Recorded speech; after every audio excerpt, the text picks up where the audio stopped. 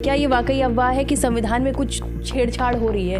कोई छेड़छाड़ अभी तक तो ऐसी परिलक्षित नहीं हो रही है, प्रत्यक्ष या अप्रत्यक्ष रूप से नहीं दिख रही है, सिवाय कि कुछ नेताओं के बयानबाजी के जिसमें कह रहे हैं संविधान से छेड़छाड़ हो रहा है। वोट बैंक की राजनीति कह सकते हैं हम। संविधान में संशोधन किया जा सकता है। हाँ, संविधान में संशोधन किया जा सकता है। भारत के संविधान के अनुच्छेद 368 में इसीलिए व्यवस्था दी गई है कि पार्लियामेंट जो है उसमें परिवर्तन कर सकती है, लेकिन मूल स्ट्रक्चर, बेसिक स्ट्रक्चर जो प्रिएम्बल है वो नहीं बदला जा सकता।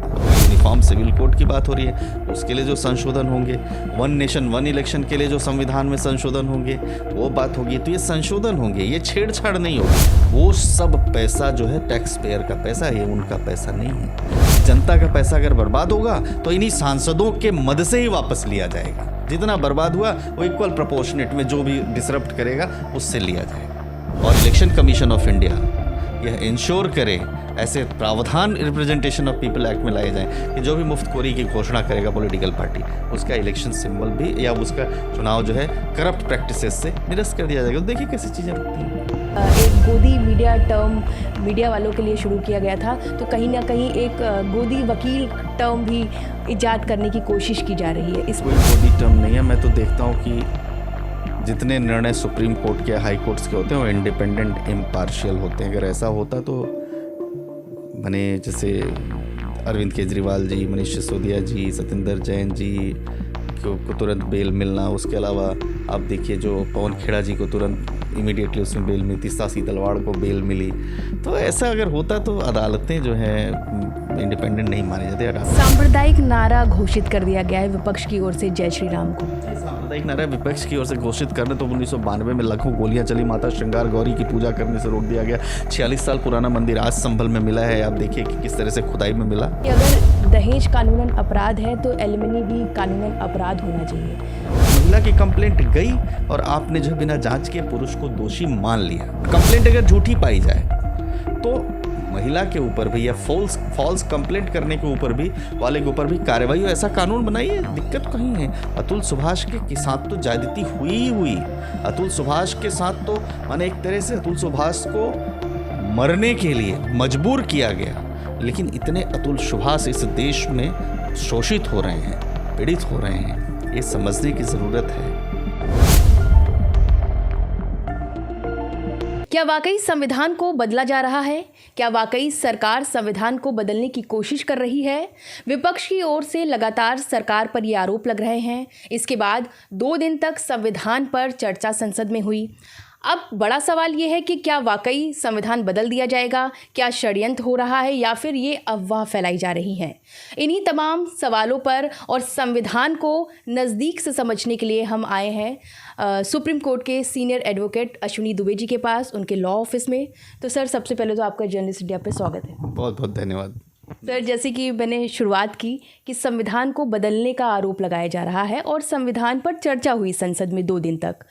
संविधान पर जो संसद में चर्चा हुई, इसे आप कैसे देखते हैं? देखिए, संविधान में क्योंकि 75वां वर्ष है हमारे संविधान के एडॉप्शन का, और एक ऐसा लिविंग डॉक्यूमेंट है जो हर रोज़ जो है नए नए रिफॉर्मेटिव रूप में आ रहा है, नई नई चीज़ें उसमें आ रही हैं। जैसे और जो एक देश में कानून का शासन कैसे होगा, न्याय का शासन कैसे, जिसको परिभाषित करता है। तो इतने 75वें वर्ष पर संविधान के एडॉप्शन की चर्चा होनी स्वाभाविक थी। चर्चा में चूँकि लोकतंत्र है, फेडरल स्ट्रक्चर है, freedom of speech and expression है, पार्लियामेंटेरियंस को कुछ इम्यूनिटी भी है, तो आरोप भी लगे। लेकिन उन आरोपों में कितनी सच्चाई है वो सत्ता पक्ष का जवाब देने का अधिकार है, वो सत्ता पक्ष जवाब दे रहा है। तो निश्चित तौर पर मैं समझता हूँ कि संवैधानिक मूल्यों का सम्मान होना चाहिए, और साथ ही यह भी ध्यान रखना चाहिए कि हमारे पार्लियामेंटेरियंस या हमारे जो चुने हुए नेता हैं वो कोई ऐसे शब्दों का प्रयोग नहीं करें जिससे समाज में गलत मैसेज जाए, जिससे समाज में विद्वेष पैदा हो, और इस तरह से झूठ प्रचारित नहीं करें कि समाज में 2 समुदायों के बीच में या 2 जातियों के बीच में या समाज में सामाजिक रूप से एक साथ रहने वाले वर्गों के बीच में किसी प्रकार का भेदभाव हो या उनके बीच में रिफ्ट पैदा हो। ये भी जिम्मेदारी है। तो जो कहना संविधान बदल दे रहे हैं, वो चुनाव से पहले, लोकसभा चुनाव के पहले भी बहुत ही प्रबल रूप से उठाया जा रहा था, आप देखिए। फिर उसके बाद हरियाणा चुनाव के समय भी कहा गया कि ये संविधान बदल दे रहे हैं। तो ये संविधान बदल रहे हैं, लेकिन संविधान कहीं बदला तो जा नहीं रहा है, वो कहने की बात है। ये गिमिक जो पॉलिटिकल पार्टीज अपने लाभ के लिए कर रही हैं, इसका समाज में अच्छा मैसेज नहीं जा रहा है। इससे समाज टूट रहा है, और जब समाज टूटेगा तो किसी भी देश की एकता और अखंडता जो है बाधित होती है। और उसके अलावा जो वेलफेयर की बातें होती हैं, समाज में लोगों के उत्थान की बातें होती हैं, जनता का जनता के लिए, जनता के द्वारा जो उसकी मूल भावना है उसके लिए काम होता है, वो रुकता है। इसलिए दोनों को, सत्ता पक्ष को भी और विपक्ष को भी संयमित तरीके से संवैधानिक मूल्यों का आदर करते हुए बात करनी चाहिए, और ना ही किसी प्रकार के झूठ प्रपंच जैसी बातें फैलानी चाहिए। सर, जर्नलिस्ट इंडिया का दायित्व है कि हम सच्ची बात जनता तक पहुंचाएं। इसी वजह से एक बहुत बड़ा रीज़न है कि हम आपसे बात करने आए हैं। संविधान को आप नज़दीक से समझते हैं, पढ़ाई की है, आप विद्यार्थी रहे हैं और डेली आप संविधान के मूल्यों से होकर गुजरते हैं।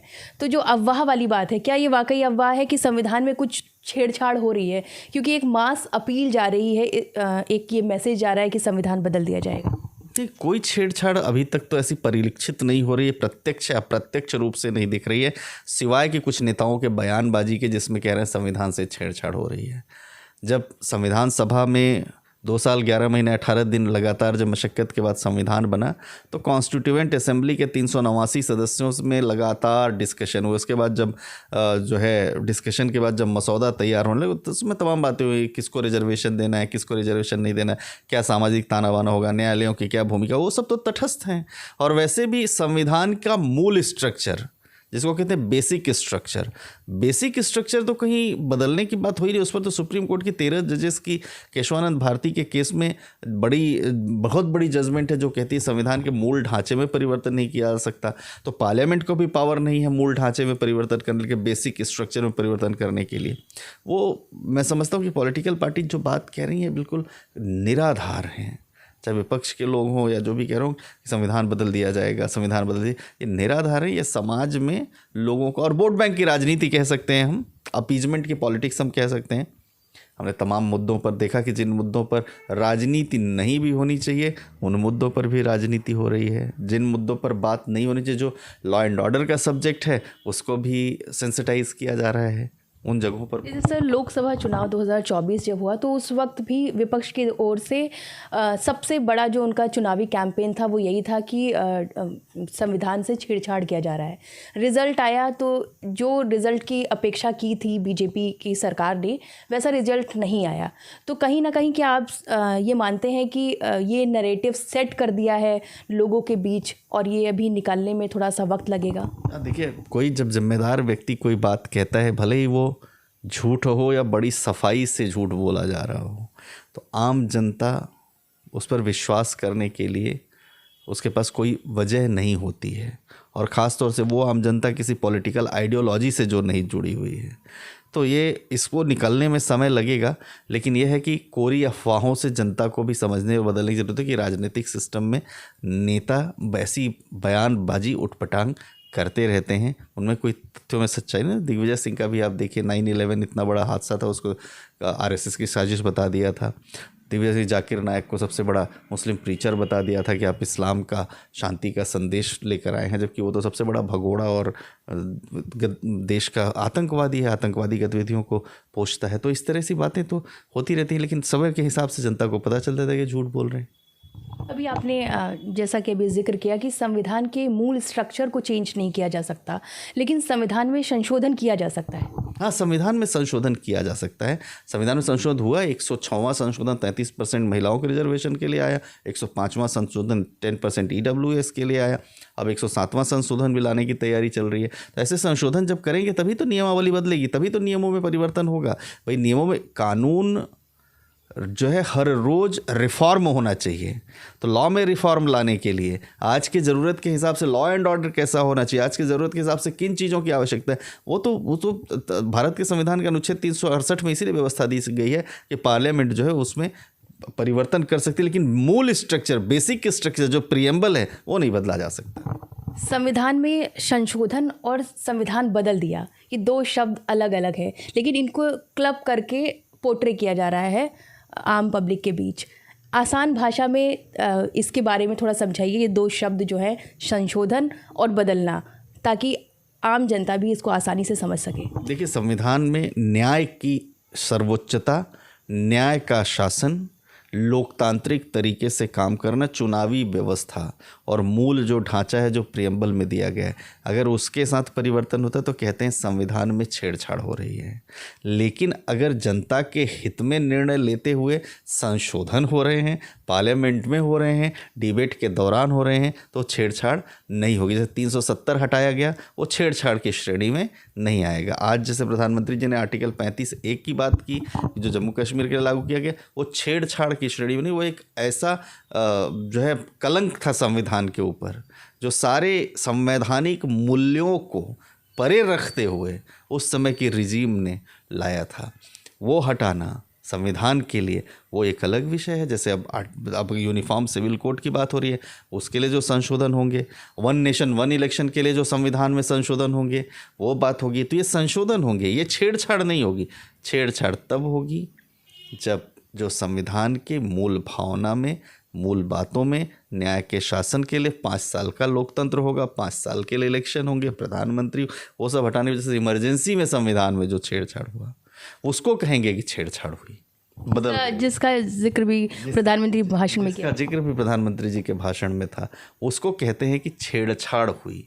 उसको आपने क्या कहा कि लोकतांत्रिक प्रक्रिया से, निर्वाचन प्रक्रिया से जनता की चुनी हुई सरकार जो शासन कर रही है, उसके बजाय आपने जो है एक स्पेशल सर्कमस्टांसेस संविधान में दे करके, वो उसको ले करके आपने जो है इमरजेंसी इम्पोज कर दी देश के ऊपर, और लोगों को जेल में डाल दिया मिसा के अंदर, और बेल जो है रूल नहीं हुआ, बेल नहीं मिलनी। तो ये सब चीज़ें जो ये होंगी संविधान में छेड़छाड़। लेकिन अगर संशोधन हो रहे हैं, जनहित में संशोधन हो रहे हैं, अभी जैसे वन नेशन वन इलेक्शन के लिए जो संशोधन होगा, यूनिफॉर्म सिविल कोड 370 के लिए जो संशोधन हुआ, वो सब चीज़ें जो हैं वो संविधान में छेड़छाड़ नहीं, संविधान को और मजबूत, रिफॉर्मेटिव, प्रोग्रेसिव लिविंग डॉक्यूमेंट की तरह आगे बढ़ाते हैं। सर, बहुत अच्छे से आपने समझाया इस चीज़ को। आई थिंक कि जो आम पब्लिक है, जो जिन्हें शायद संविधान का उतनी बारीकी से जानकारी नहीं है, उनके लिए ये बहुत फ़ायदेमंद जानकारी रहेगी। एक बड़ा सवाल सर ये कि यूनिफॉर्म सिविल कोड हो गया, या और ये जो अभी वन नेशन वन इलेक्शन की बात हो रही है, इसको लेकर भी एक भ्रम फैलाया जा रहा है कि जैसा कि बार बार जिक्र मैं कर रही हूँ कि संविधान में छेड़छाड़ हो रही है। इसको लेकर संवैधानिक क्या मूल्य है, संविधान के मुताबिक ये कैसे आगे बढ़ेगा? देखिए, संविधान में कोई छेड़छाड़ तो तब होती जब ये हो जाता कि जो अभी रिजीम है वो रिजीम परमानेंट अब जब तक रहेंगे। जैसे चाइना में जो व्यवस्था है कि जो है वही आगे भी प्रेसिडेंट बनेंगे, वही आगे भी देश को का शासन करेंगे, वो तो संविधान में छेड़छाड़ हुई। लेकिन अगर जनता के लिए, जैसे मान लीजिए सुप्रीम कोर्ट की जजेस की स्ट्रेंथ बढ़ानी है, हाई कोर्ट में जजेस की स्ट्रेंथ बढ़ानी है, तो उसके लिए जो संविधान की ज़रूरत पड़ती है, वेतन के लिए बात पड़ती है, वो पेंशन वगैरह तो खैर समझिए कि वो तो एग्जीक्यूटिव डिसीजन है। लेकिन जैसे अभी आ रहा था, किसानों के ऊपर कानून बनाने की बात हो रही थी कि किसानों को फार्म लॉज कि कैसे उनको MSP मिले, कैसे गारंटी मिले, ये सब रिफॉर्म की बातें हैं। तो सीधी बात है, छेड़ना यानी दुष्टता से या अनैतिक तरीके से एक लिविंग डॉक्यूमेंट में परिवर्तन करना, संशोधन करना, जो आज की मांग है उस हिसाब से। जैसे जब संविधान बना तो मोबाइल नहीं था, संविधान बना तो टेलीफोन था भी तो बहुत कम था, संविधान बना तो इंटरनेट नहीं था, लेकिन आज इंटरनेट आ गया, आज फेसबुक आ गया, आज ट्विटर आ गया, अब दुनिया से जुड़ गए, कहीं भी वीडियो कॉल करके आप देखिए। तो उसके जो दुष्प्रभाव हैं उनको ठीक करने के लिए क्या कानून बनाने की ज़रूरत है। नया कानून आया, जो औपनिवेशिक काल के कानूनों का खात्मा हुआ, क्या नई चीज़ें हुई फाइनेंस बिल में। जैसे पहले बैंकों में जो है 1 नॉमिनी होता, अब 4 नॉमिनी कर दिया गया। तो ऐसे परिवर्तन ज़रूरत के हिसाब से हैं, तो वो ज़रूरत वो संशोधन है और वो सही संशोधन है। संसद का सत्र चल रहा है, अगर हम पिछले टेन्योर जितने भी देखें, तीसरा टेन्योर है मोदी सरकार का, संसद ना के बराबर चली है। संविधान की बात हो रही है, संविधान पर चर्चा हो रही है, तो हमारे संविधान में संसद चलने का कोई जिक्र है और क्या उसका रूल्स एंड रेगुलेशन है? क्योंकि टैक्स पेयर्स का पैसा बर्बाद हो रहा है। हमारा आपका पैसा, करोड़ों रुपया एक दिन की संसद की कार्यवाही में खर्च होता है। प्रिविलेजेस होती हैं सांसदों के पास, बिजनेस क्लास की टिकट मिलेगी, अच्छे बिजनेस क्लास के टिकट के साथ उनको गाड़ियाँ मिलेंगी, उनको भत्ते मिलेंगे, रहने की व्यवस्थाएं मिलेंगी, फ्री में तमाम व्यवस्थाएं मिलेंगी। वो सब पैसा जो है टैक्स पेयर का पैसा है, ये उनका पैसा नहीं है। और एक दिन की कार्यवाही के लिए कितनी व्यवस्था करनी पड़ती है, सेक्रेटरी सारे जाते हैं, क्या क्या कार्यवाही होगी, बिजनेस ट्रांजेक्शन्स रूल, सारे लोग आते हैं, सारी बातें होती हैं, उसमें खर्चा होता है। इसके लिए ज़रूरत है अकाउंटेबिलिटी फिक्स करने की, कि जनता का पैसा अगर बर्बाद होगा तो इन्हीं सांसदों के मद से ही वापस लिया जाएगा। जितना बर्बाद हुआ वो इक्वल प्रोपोर्शनेट में जो भी डिसरप्ट करेगा उससे लिया जाएगा। सदन बहस के लिए है, सदन वॉकआउट करने के लिए नहीं है, सदन बातचीत करके अपनी बात डिबेट करने के लिए है। सदन छोड़ करके हल्ला गुल्ला करने से तो फिर तो सड़क पर बैठे ही हैं, तो उसमें क्या अंतर रह गया।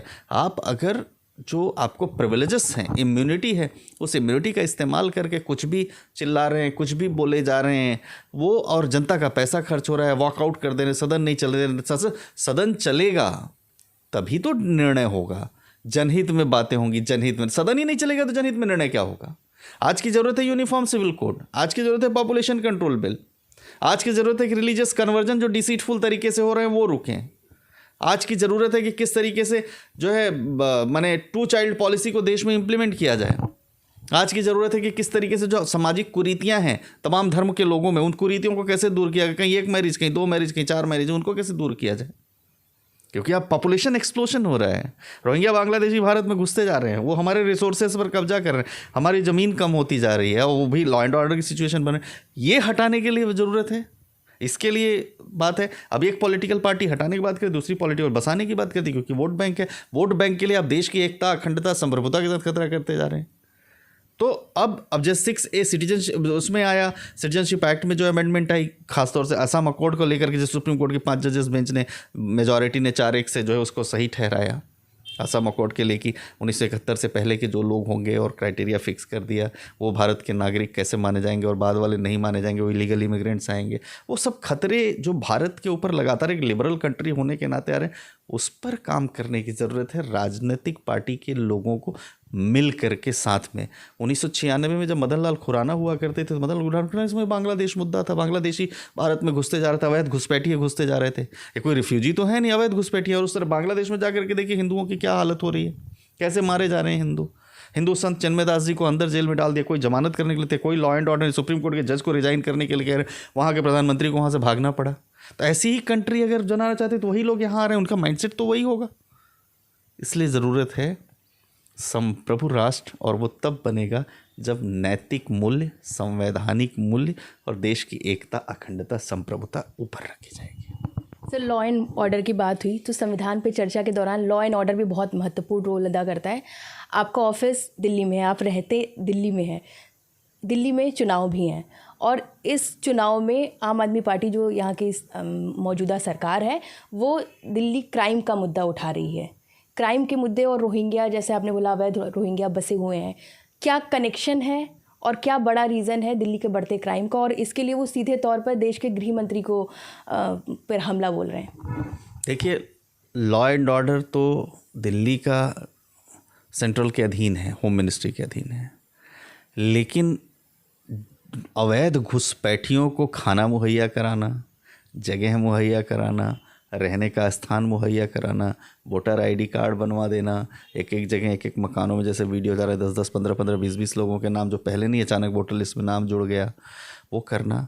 वो जैसे खबर आ रही है तो यही खबर आ रही है कि भाई जो यहाँ का दिल्ली की सरकार है, दिल्ली सरकार का उनके ऊपर बर्दाश्त है।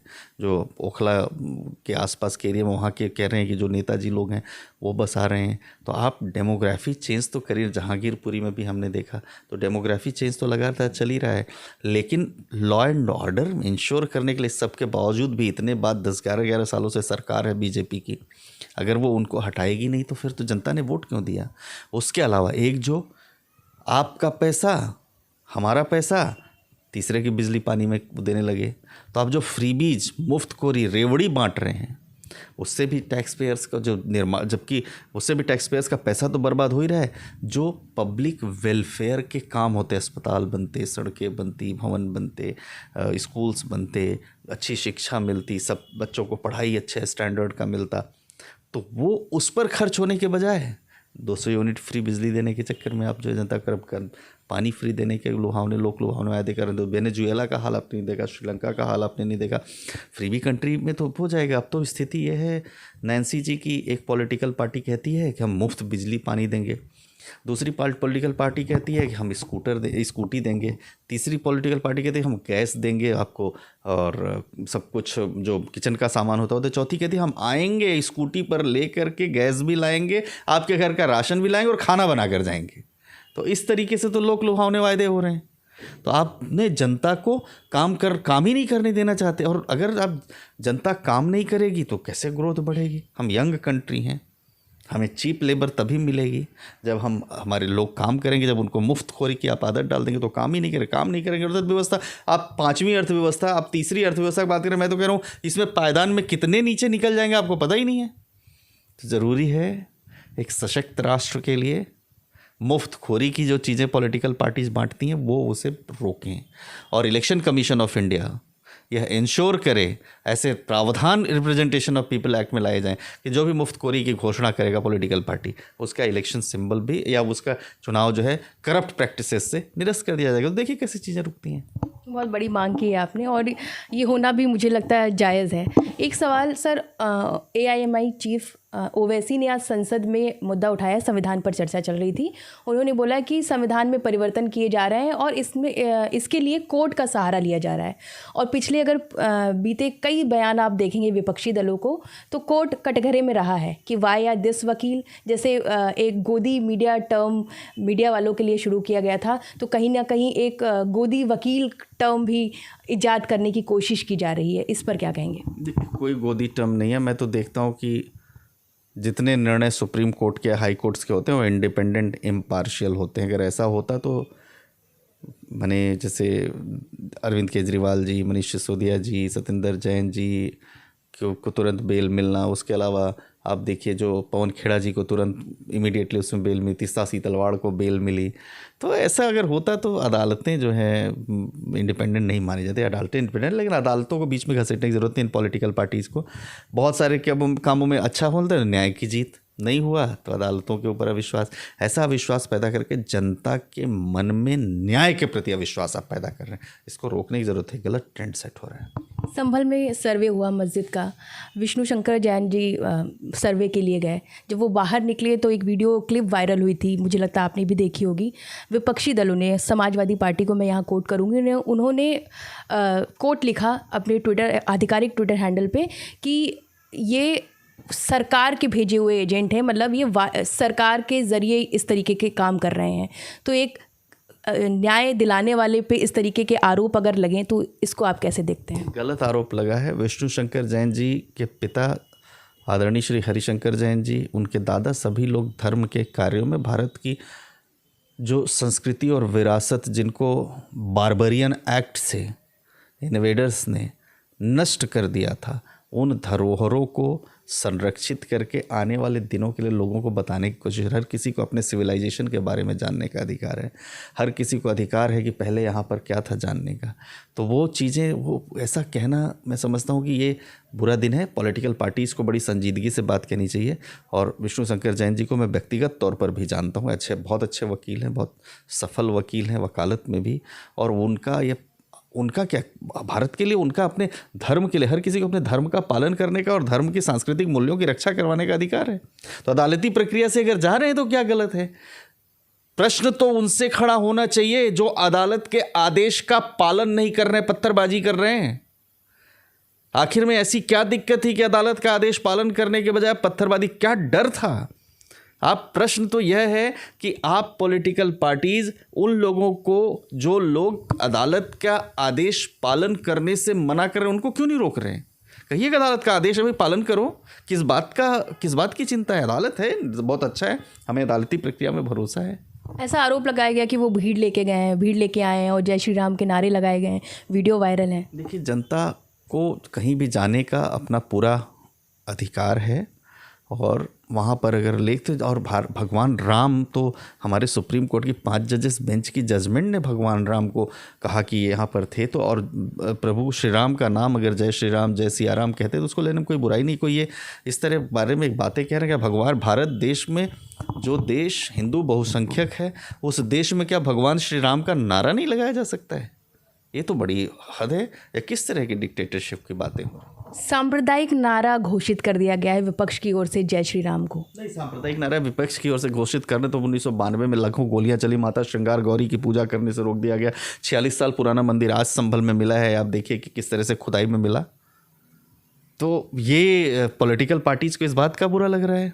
हर जगह सड़क में आप जगह जगह देखिए कैसे धार्मिक स्थल प्रतीक चिन्ह बनाए जा रहे हैं, अलग अलग सड़कों को रोक दिया जा रहा है, आवागमन के साधन रोक दिया, हाईवे पर पता चल रहा है प्रतीक चिन्ह बनते जा रहे हैं। ये कहीं तो स्टॉप करना पड़ेगा आपको। तो उसके लिए अगर आप कहते हैं तो मैं समझता हूँ ये बहुत इस तरह बेतुकी बातें हैं। इसका जनता को भी इसका कुछ संज्ञान लेने की ज़रूरत नहीं है, और पॉलिटिकल पार्टीज़ को तो संजीदगी से बात करनी चाहिए। उसमें किसी को टारगेट करना और ये गोदी मीडिया और गोदी जो है वकील, ये सब जो टर्म ये लगा रहे हैं, मैं समझता हूँ बेबुनियाद हैं, बेतुके हैं, इनमें कहीं कोई सत्यता नहीं है। और इनसे इस तरह की बातों से सिर्फ अपना ही मनोबल वो तोड़ रहे हैं। सर, एक आखिरी सवाल। अतुल सुभाष का केस सुना सबने, वीडियो वायरल हुआ। सवाल ये है कि डोमेस्टिक वायलेंस को लेकर जो एक लॉ बनाया गया था जो महिलाओं को सशक्त बना रहा था, या फिर दहेज को लेकर जो कानून बना था, उसका कहीं ना कहीं दुरुपयोग हो रहा है। सोशल मीडिया पे एक ट्रेंड चला, पिछले कुछ दिनों से चल रहा है कि अगर दहेज कानूनन अपराध है तो एलिमनी भी कानूनन अपराध होना चाहिए। आप लॉ के जानकार हैं, इस पर क्या कहेंगे? देखिए, 1983 में जब 498A भारतीय दंड संहिता में इंट्रोड्यूस किया गया था तो उस समय महिलाओं के ऊपर अत्याचार परम था। दहेज जो है डिमांड होती थी, दहेज मांगा जाता था, और कई बार तो ऐसी घटनाएं आती थी कि महिलाएं के साथ उनके साथ बदतमीजी भी होती थी, ज़्यादती भी होती थी, कई बार जलने मरने की भी खबरें आती थी। उस समय जो कानून आया वो उस हिसाब से ठीक था, लेकिन समय के साथ महिलाएं अब हमारी इतनी पावरफुल हैं कि वो लीड कर रही हैं फ्रंट से। आर्मी, नेवी, एयरफोर्स, CRPF, आप देखिए साइंटिस्ट बन रही हैं, इंजीनियर बन रही हैं, IAS बन रही हैं, पुलिस में भर्ती हो रही है। दिल्ली में कितनी DCP महिलाएं हैं। झारखंड की जो DGP थी वो जो है वो थी, महिला थी। अभी चीफ सेक्रेटरी जो बनी वो महिला। कहाँ से बहुत एम्पावर्ड हैं बहुत लोग। तो समय के साथ उसका दुरुपयोग होना शुरू हुआ। और 50 साल पहले कोई अगर कानून आता है तो कानून को रिफॉर्मेटिव होना चाहिए, रिफॉर्म्स। पहले जो स्थिति थी आज वैसी स्थिति नहीं है, तो नई स्थिति है, अब्यूज और मिसयूज हो रहा है, तो उसको चेंज करने की जरूरत है। मैं तो हमेशा से जेंडर न्यूट्रल लॉ का समर्थक रहा हूँ। मेल, फीमेल, ट्रांसजेंडर, सबको ऐसा जेंडर न्यूट्रल लॉ बनाइए कि कोई किसी को मिसयूज ना करे। और अब तो 498 जैसी धाराओं का दुरुपयोग व्यापक स्तर पर हमारे महिलाएं अपने पतियों को या उनके परिवारजनों को फंसाने के लिए, अपने फंसा करके एक्सटॉर्शन के लिए। अब होता क्या है, 498 लगा दिया, डोमेस्टिक वायलेंस एक्ट में मुकदमा डाल दिया, सेक्शन 125 मेंटेनेंस डाल दिया, फिर मुकदमा अगर मैट्रिमोनियल चल रहा है तो एलिमनी भी मांगने लगे। तो आपने पति और उसके परिवार को ATM मशीन समझना शुरू कर दिया। आरोप अलग, अदालतें अलग गलत तरीके से देखें उसको, प्रोसिक्यूटिंग एजेंसी अलग तरीके से देखें। आप मुकदमों में चले जाइए अदालतों के अंदर, देखिए पति खड़ा है, माने पति दोषी होगा, ऐसी मेंटालिटी बन गई है। अतुल सुभाष ने तो आंखें खोली। अतुल सुभाष जैसे कितने लोग ऐसे मर चुके हैं। ये जरूरी है NCG रोकने के लिए, पर भारत का जो सामाजिक ताना बाना है वो चरमरा जाएगा। तो इक्वालिटी, संविधान में इक्वालिटी का मतलब मेल फीमेल सभी एक हैं, तो एक है, बराबर हैं, तो बराबर हैं तो कानून भी बराबर होना चाहिए। और बराबर होना चाहिए तो जांच करके करिए, जांच करने में क्या दिक्कत है। लेकिन एजेंसी को आप ये नहीं कि महिला की कंप्लेंट गई और आपने जो है बिना जांच के पुरुष को दोषी मान लिया। तो वो उसके बीच में और जांच के बीच में, सत्यता के बीच में अंतर होना चाहिए। और कंप्लेंट अगर झूठी पाई जाए तो महिला के ऊपर भी या फॉल्स कंप्लेंट करने के ऊपर भी वाले के ऊपर भी कार्रवाई हो, ऐसा कानून बनाइए। दिक्कत कहीं है। अतुल सुभाष के साथ तो ज्यादती हुई। अतुल सुभाष के साथ तो माने एक तरह से अतुल सुभाष को मरने के लिए मजबूर किया गया। लेकिन इतने अतुल सुभाष इस देश में शोषित हो रहे हैं, पीड़ित हो रहे हैं, ये समझने की ज़रूरत है।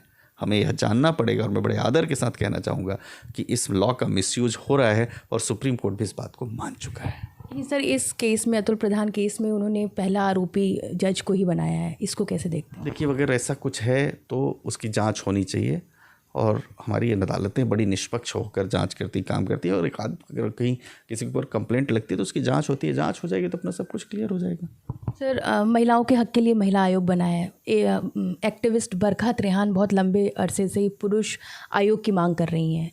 इस केस के बाद एक बार फिर से इसकी मांग जोर पकड़ी है, इसको कैसे देखते हैं? नहीं, अच्छा काम कर रहे हैं सब लोग और निश्चित तौर पर ऐसा जो डिमांड है, जो सही लेजिटिमेट डिमांड है, वो पूर्ण होना चाहिए। बहुत बहुत धन्यवाद सर हमसे बात करने के लिए। तो जैसा कि अश्विनी दुबे जी ने बताया कि संविधान पर चर्चा के दौरान जो कुछ भी आरोप प्रत्यारोप लगाए गए हैं और जो एक नैरेटिव सेट करने की कोशिश की गई है कि संविधान में बदलाव किए जा रहे हैं, ऐसा वास्तव में कुछ नहीं हो रहा है। इसके अलावा संभल और अतुल सुभाष केस पर भी खुलकर बात की। क्या है इस पर आपकी राय, कमेंट कर ज़रूर बताएं। बाकी देश और दुनिया से जुड़ी तमाम छोटी बड़ी खबरें आप जर्नलिस्ट इंडिया की वेबसाइट पर भी जाकर पढ़ सकते हैं। लॉगिन करें www.journalistindia.com और .in। बाकी सभी social media platform Facebook, x, Instagram, LinkedIn पर भी आप हमें फॉलो कर सकते हैं। नमस्कार, मैं थी आपके साथ नैन्सी वाजपेयी पांडे।